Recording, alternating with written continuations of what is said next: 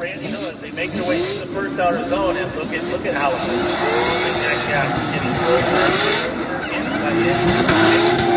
getting. So we are officially here at Clutch Kickers round 4. You got Evan. What's up? You got Mr. Rivey D. I don't even know how to say your username. Yeah. What's up, man? It's a tough one. We've offloaded. We came in the Sprinter today. The Sprinter is super awesome on gas mileage compared to the 4Runner. The 4Runner was getting like 8-10 miles to the gallon sometimes. This is getting like 16 miles to the gallon. It's an LS. Is it? No. No, it's SR20. Sick. We got Mike Pollard. We got the Corvette. I forgot his last name.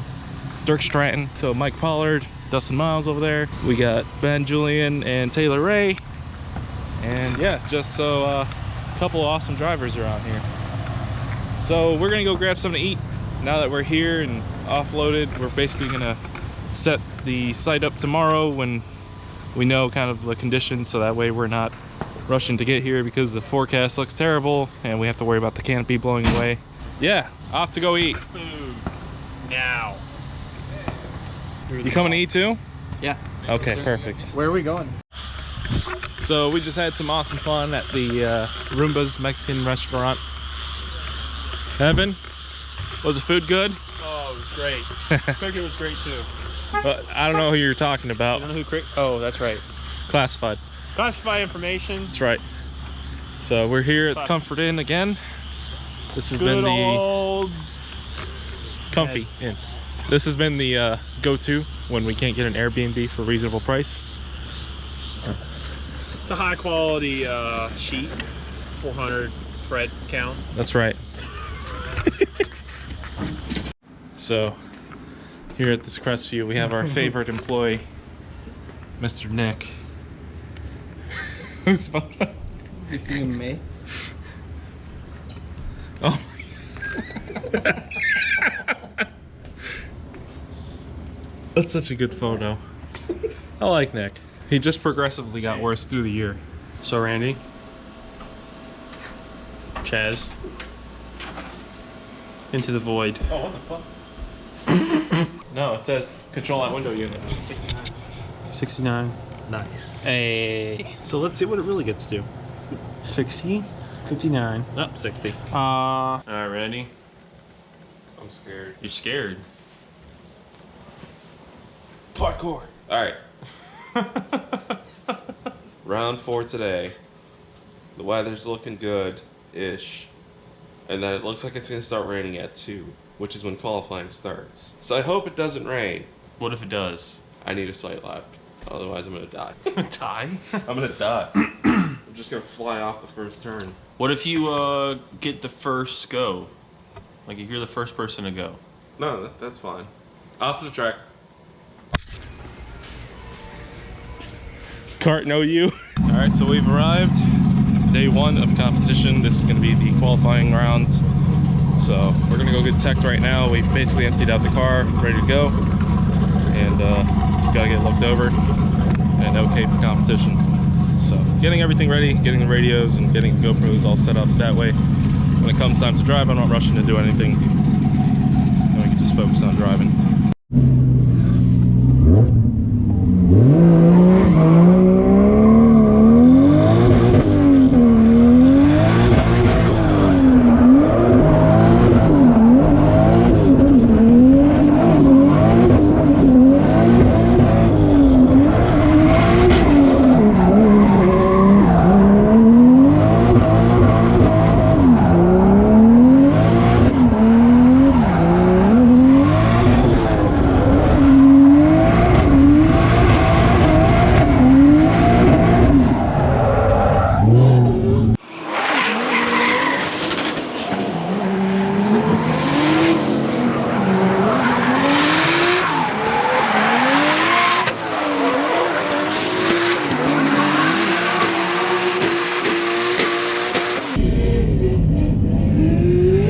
I just gotta go faster. I just gotta go faster.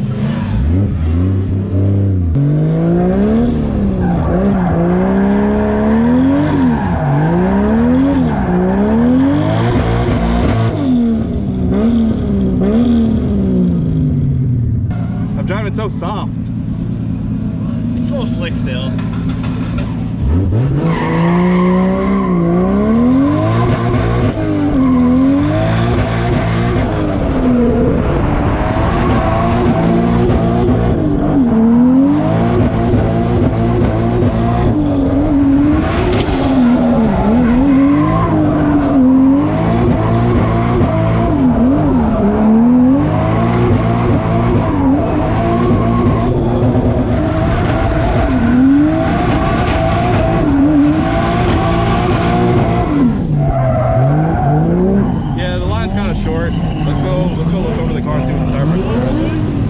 Couple laps in, the car feels good suspension wise and everything. It's just me kind of trying to get acclimated again to the grip levels and how the track is basically acting right now that it's after rain and after, you know, the track's kind of cool right now.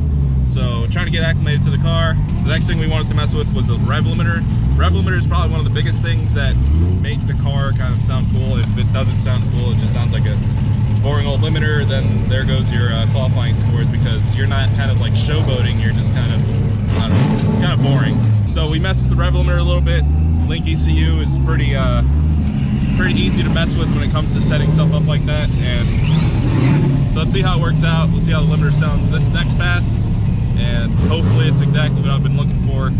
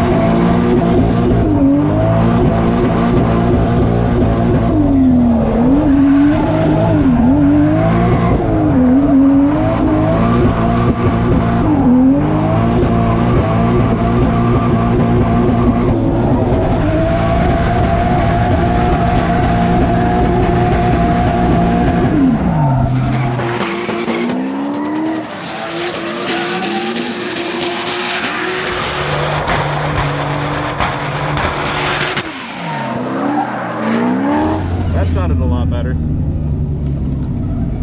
Before it was just like super slow. Yeah, so was that your rev limiter right there? Yeah, that was it. That was my whole run. Okay. Oh yeah, your whole run. Oh shit, okay. What I was saying, What's up?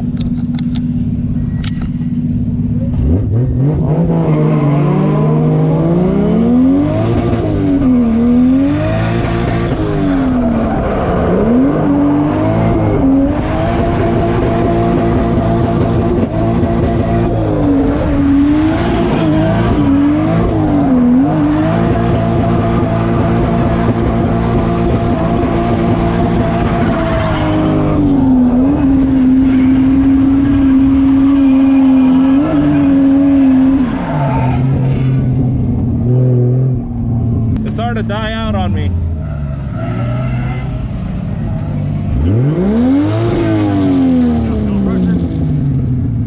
I don't know, but it was like whoa, then it sounded like whoa. Yeah, I saw that right here in transition. It died. Might have dripped off. No, it was like dying. Well, he lowered RPMs too. I don't think it was that, because it was fine earlier.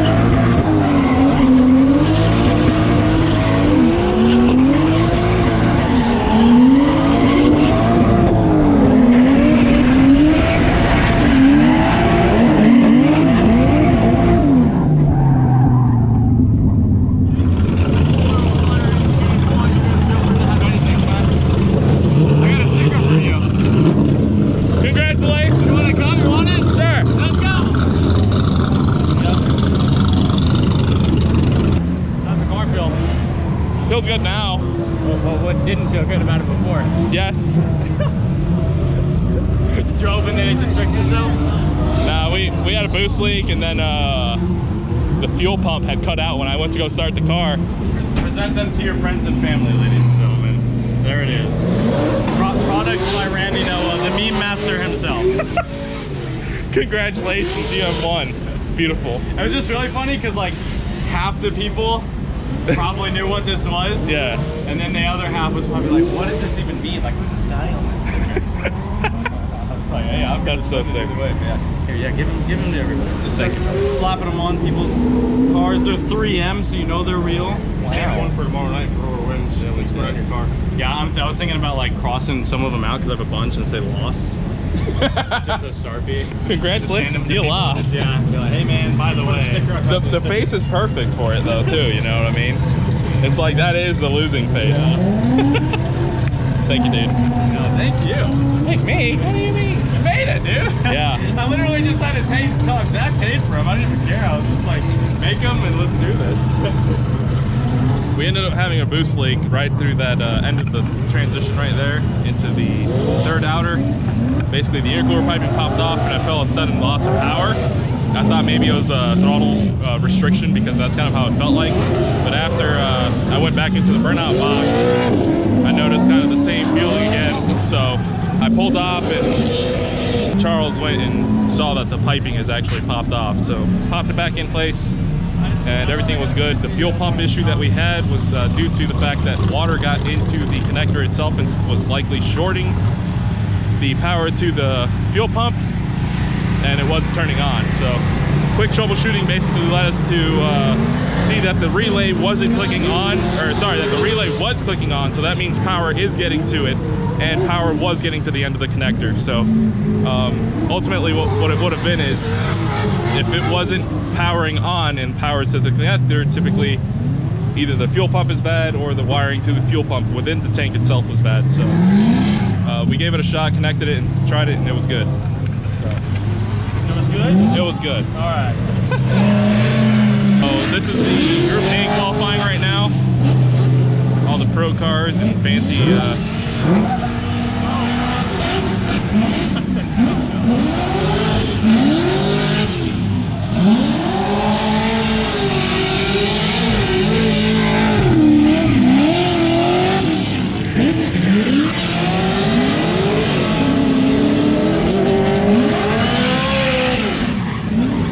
Jesus Christ. You good?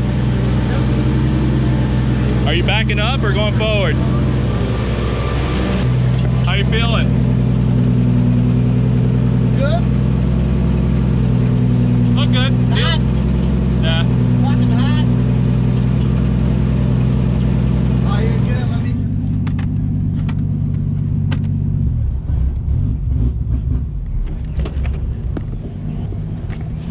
Charles! Charles!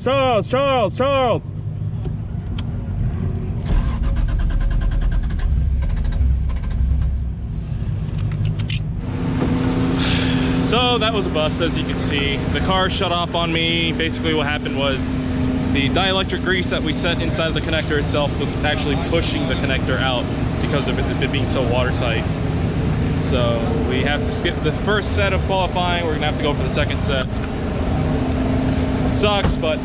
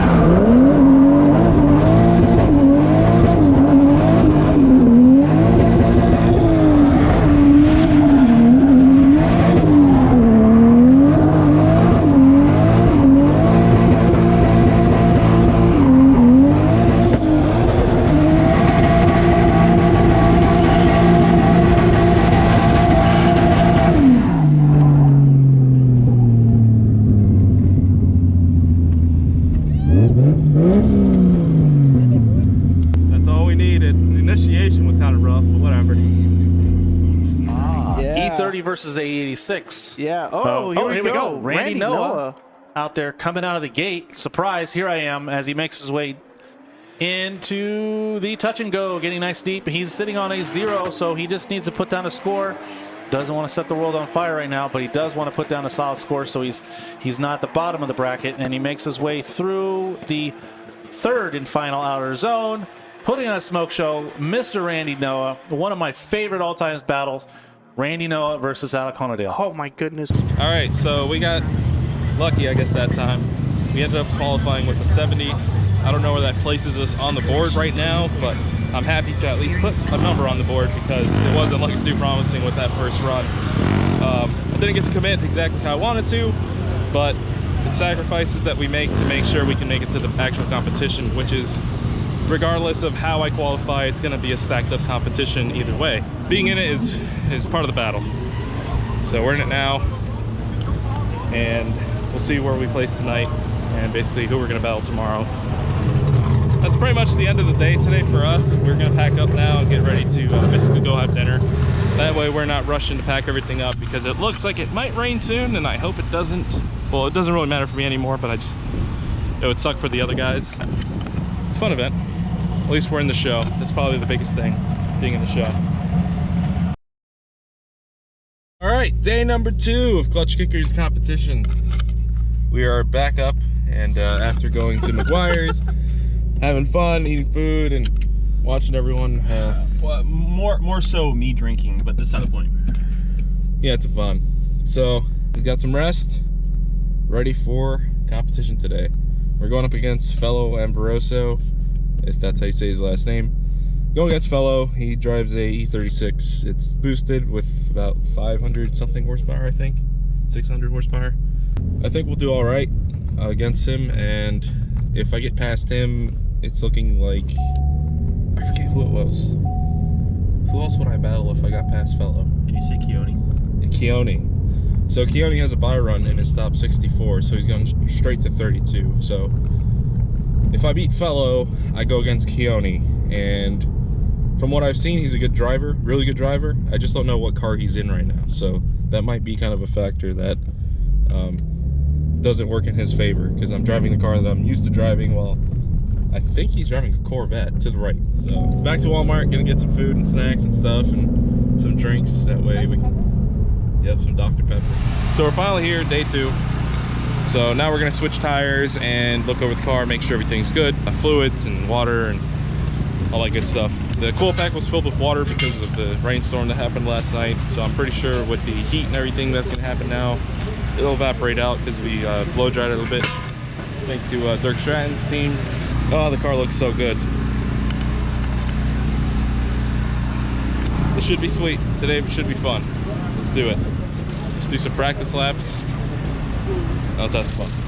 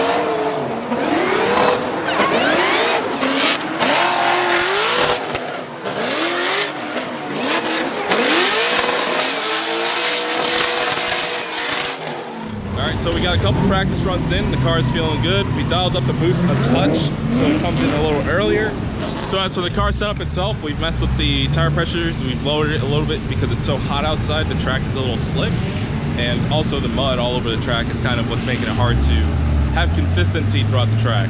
Next thing is the You got a dip? nah. Last one I gave to was your boy Rice? Bryce. Oh yeah, damn. George shit just broke. Stock diff. Well, it's VLSD, but it was changed out. I mean, like, I had the same thing. Another thing we did was dial up the boost just a touch on the bottom end. Basically at 3,000 RPM, the duty cycle on the wastegate is a little higher, so that way it comes on a little harder and it doesn't like try and hit 15 and then surge up to like the 23 PSI that it was doing initially. It makes it a little harder to have a consistent kind of throttle response because the lag is there, but it's only because of the duty cycle and trying to prevent the boost from coming on too hard too early, which typically causes rods to break on engines and stuff like that. So that's why I was super conservative with it, but right now we need it, especially going up against some of these cars where they may not be as consistent throughout the track, which is something that I need to follow right now. If I don't have consistency, it's gonna make me have to do a lot more footwork, and if I fall out of power at any point of that time, it's just gonna be really hard to maintain that like smoothness that you need to have behind someone and not make it look like you're bobbling the whole time. Yep.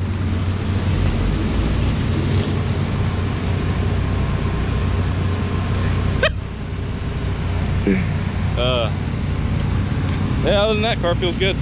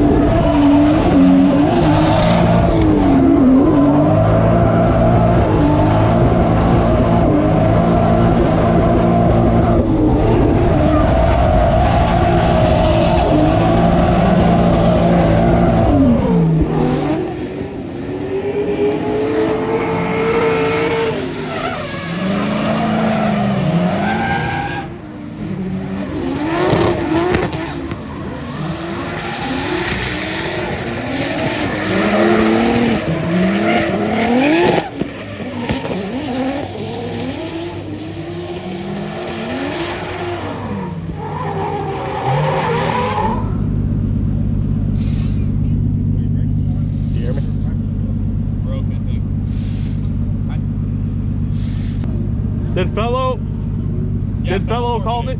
Fellow forfeited. All right. You just have to leave the line. You don't have to drift if you don't want to.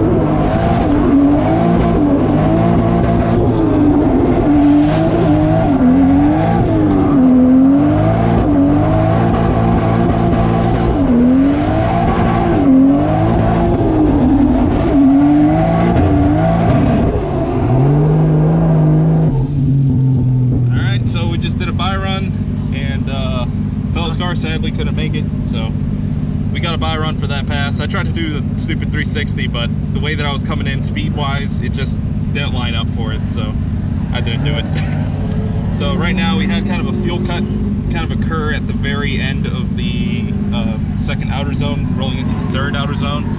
So I'm gonna try and see kind of what happened and see if maybe there was some sort of cut that occurred at that very moment. I don't know if my ECU is logging right now. So next up we have Keone Rodriguez. He's driving a Corvette that's rented out to him by someone here at the track.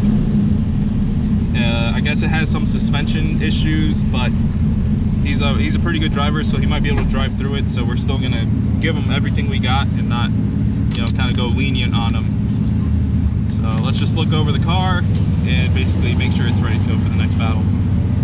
All right, so on that last buy run, I think I mentioned it, my car basically seems to have fell on its face at the third outer zone.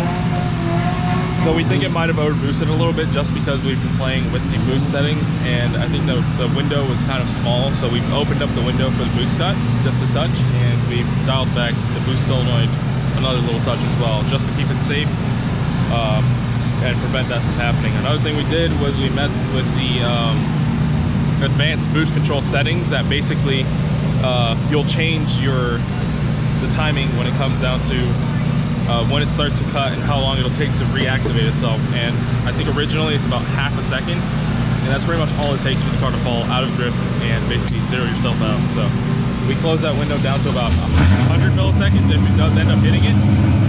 That way we can actually hit it and keep driving if we have to. So hopefully everything works out. We did a couple pulls up and down the road and it felt fine, so we're going with that.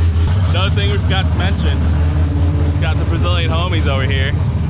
They're cooking some picanha. Look at that. Damn. Woo! Oh, I didn't mean to take it all. I didn't know. That was kind of dumb. Here, have a piece. There's plenty more. Oh. Look at that. Oh. I love it. This is gonna be the reason we win today. It's picanha. Yes.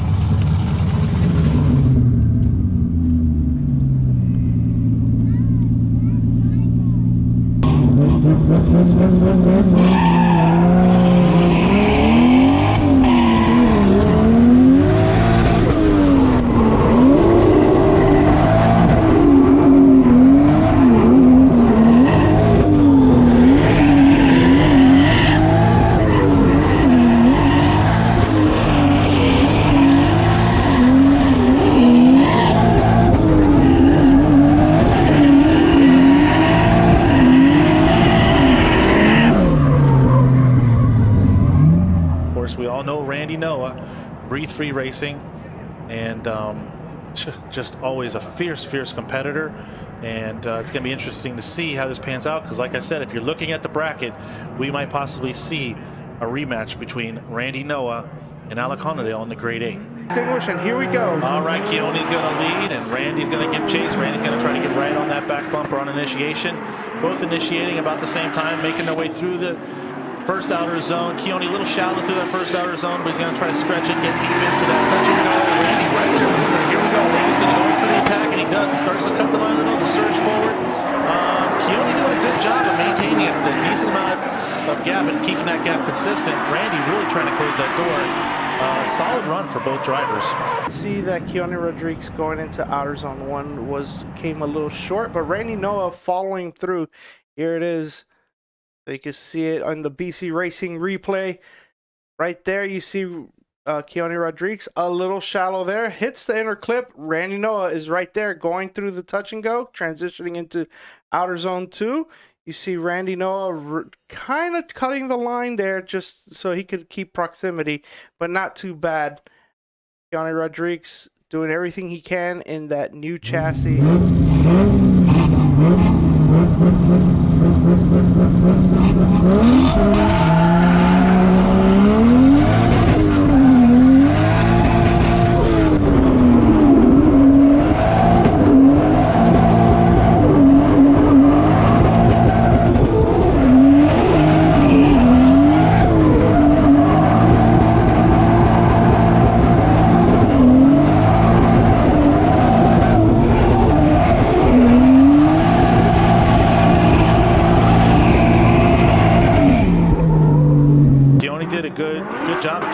As far as he could away from Mr. Randy Noah, but here we go as they change positions. Keone is almost on the back bumper as they go through.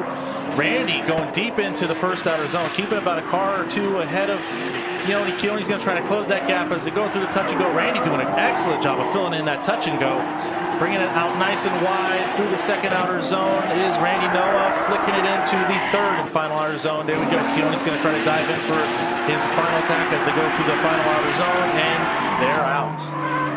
Absolutely. That was a really good lead run by Randy Noah. I saw a couple mistakes from Keone.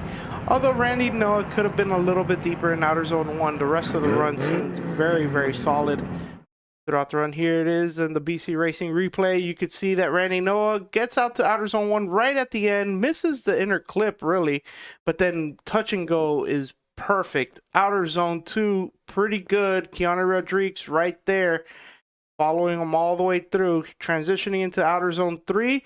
Randy Noah trying to pull a little distance. Keone Rodriguez cutting the line to be able to keep proximity. Not an easy decision by the judges here. Randy Noah gets the win. There you go, you folks. You have it. Randy Noah. So we won our first battle up against Keone Rodriguez. We had a pretty good battle. I would say it probably should have gone to one more time, considering everyone else is kind of telling me it might be one more time. But I might have had maybe a little bit of a better first outer turn, which was probably the biggest factor that I noticed when I was following him. He didn't get out all the way. I was kind of big angle and floating out to the zones and trying to get angle through everything. My touch and go was pretty good. And then the second outer zone, I was just on throttle the whole time. So that's been something that they've been looking out for as a judging criteria. So I've been doing that as much as I can. So I think we're looking good. I think luckily we're into now top 16. So yeah, 64 was Fellow, 32 is Keone, and now we're in top 16 with I think it's Ethan Cottrell. Please don't get mad at me if you watch this video. I forgot your name. So it's turning out to be a good day. All right, so we're rolling out to the top 16 ceremony now. Super happy to be here again. This is my third time in a row that I've made it to the top 16. And once again, as always, it's never an easy battle, especially when we get to the top 16. And like I said, I think I was saying his name wrong the whole time. I'm just gonna call him Emerald Coast, this guy in front of me. He's gonna park next to me in the top 16 opening ceremony. So he's a super consistent driver. His car is supposedly faster than any typical 350Z. So I've got my work cut out for me, especially when it comes down to consistency and everything. I try and do my very best when it comes down to consistency, and apparently this guy does the same. So definitely gonna be a fun battle to go against him, and look forward to doing it. So let's roll out to the top 16 now. Competition has his eyes on the podium. Mr. Randy Noah, give it up to the purple people that he drives. Next up, we have our no strangers, a beautiful.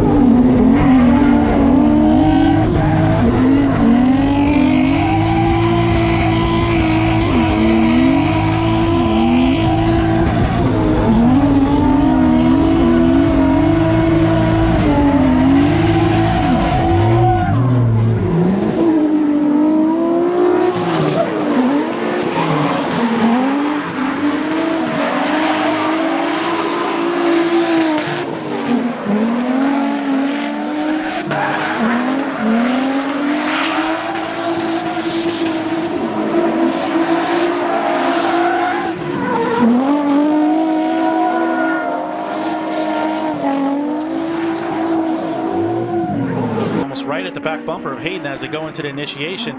Randy trying to stick it right to him as they worked away.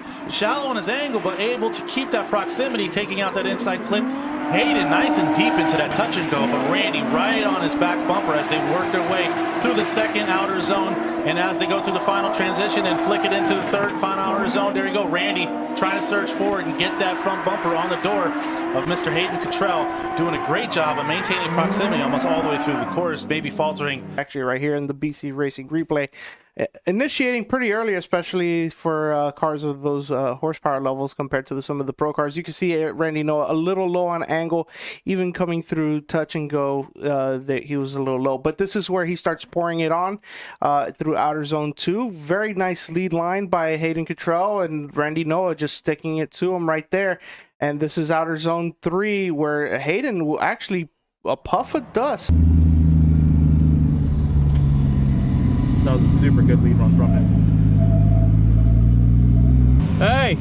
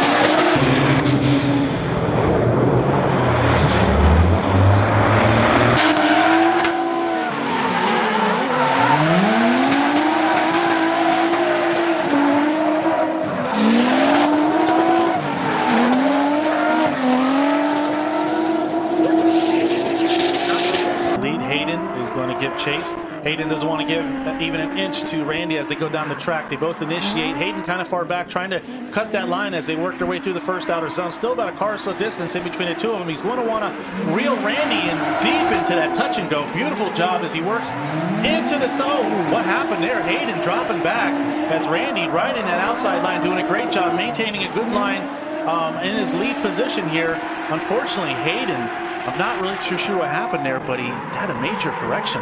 See what happens here. Nice initiation, real nice and early. Randy's wide, kind of cuts in a little bit, then goes back out to try to fill out outer zone 1. Good on the inner clip. Amazing job by Randy in the touch and go. Here we go through. Oh, there's a tire drop by Hayden Cottrell in outer zone 2 right there. I think that's what happened, where he fell back really hard, and then this is the exclamation point to the whole run. Yeah. Where Moving on, brother. Great driving. Moving on, brother. Great driving. Hey, good battle, man. Good battle. So, sick runs. I couldn't have asked for a better lead run from him. He honestly did. Probably one of the smoothest runs. And you'll hear me in the video, I'm like, that was an insane lead. And he did really good. I really, really enjoyed that lead run. Obviously, horsepower comes into play when it comes to this level. I think, with a little bit more power, they got this little air horn going on. I think with a little bit more power, he could have been able to keep up, or maybe my line, or just, I don't know, there's so many variables to play with this track. It's like, but it all worked out. I'm super happy to have made it. Now I'm in top 8 for the very first time, and guess who we have next? Alec Honadell. So this is gonna be an insane battle again. Now I kind of know what to expect going against him. I'm not as much of a train wreck as I was the first time around. I've driven with them probably about 2 practice laps lately. You know, that hurdle was probably the biggest one going into the battle with them first time. And now that I'm over that hurdle, I feel like I can take anyone on and give them a good challenge. No! God, she tried to air horn me right in the face. Anyways, now that I've jumped that hurdle, I feel like I can take anyone on and be a competitive driver when it comes to, you know, driving against these pro cars. So, super happy, super excited to have made it this far. It's still an insane thing to believe that this engine is one that we put together in a matter of a couple of days, and you know, it's doing as well as it is right now. So super happy. Link ECU, the ECU itself has made this whole weekend probably like 10 times easier than it would with any other ECU that I've experienced. So like I said, couldn't be happier. So let's go on to the grade 8. We're looking at Alec Hondale again. So let's do it. Let's do it. We're gonna do it.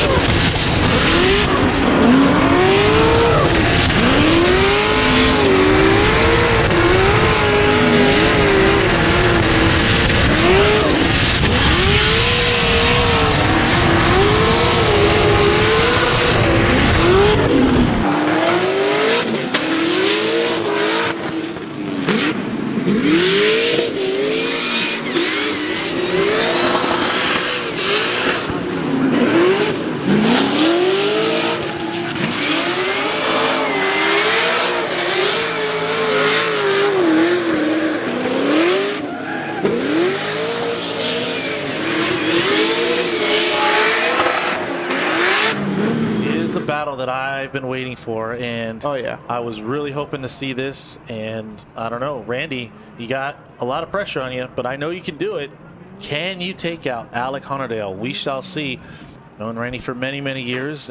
Great guy. Definitely somebody that's a worthy competitor and somebody that can be standing on the podium today if he can get past Mr. Alec Hondale. And here we go. Alec, he's leading. Randy giving chase. Randy trying to close that gap on entry, and he makes his way through the first outer zone. Well, look at the angle Alec is bringing as he makes his way through the first outer zone. Nice and tight in that touch and go. There we go. Randy needs to surge forward as he makes his way through the second outer zone. Very confident is Randy in the chase position against Alec because he knows he can go 110%. And here they do to make their way through the third and final outer zone. That was a good run, but Randy, we shall see. Randy was right there. He was right there. He was putting the pressure on Alec Hondale, and I mean that's very impressive considering the level of car that each person has. But there it is, man. Alec Hondale really filling out outer zone 1. Not many people have been doing that. Does really good on the touch and go. But there's Randy putting on the pressure. Outer zone 2. Alec doing a great job on outer zone 2. There's Randy trying to cut a little bit of the line to keep up, but not doing a bad job either. I don't know. I will say that this match, I want to say rematch, but second match against Randy and Alec, Alec was able to fend off Randy around there pretty well because. Yeah.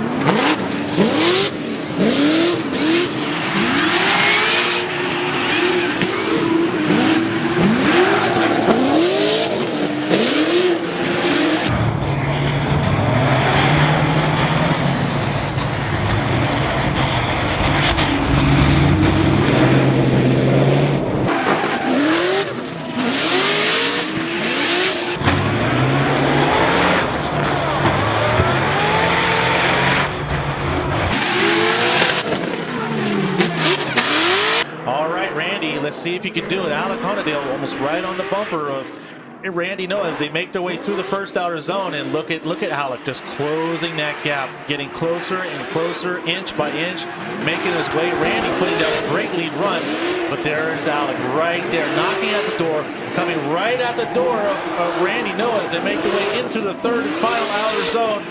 There it is, Alec, door to door, almost tire to tire as they make their way off the course through the third and final outer zone. I don't know, Randy. Did you see Randy looking back at the third outer zone right there? He was like, man, he's right there. Of course, a nice entry by both drivers there. Randy could have filled out outer zone 1 a little bit more as Alec did, but doing a really good job getting out to the touch and go. Alec just really putting the pressure on all the way through the course, but Randy with a really nice lead line. Let's see through here. Outer zone 3 gets into it a little bit late, but Alec Honadell matching angle and putting it on the door. You know, it really almost comes down, if you look at the lead up runs into the initiation zone right before the first outer zone, the proximity difference between Randy Noah in his lead position and Alec may have been the difference. Yep, and Alec Hondo and ISR Nissan 246 gets the win. There you go, Alec Honodale making it in to the finals or semifinals, and unfortunately Randy's going to have to pack it in for the weekend, but not before doing a great job. So we lost against Alec again. Womp womp. Nah, but super awesome driving from him. Could have asked for a better drive. It was like, it's just insane. It's just the level of driving that gets out here. So I think I placed in about 8th place because I'm the lowest qualifier, I think, to make it in the top 8 right now. So they basically go by qualifying score for who's going to get 5th and 6th. And since I qualified lowest by 2 points, basically I'm out of that battle right now. So 8th place finish, I would say, not bad, not bad. We're moving up gradually, 16, 8, you know, moving on up.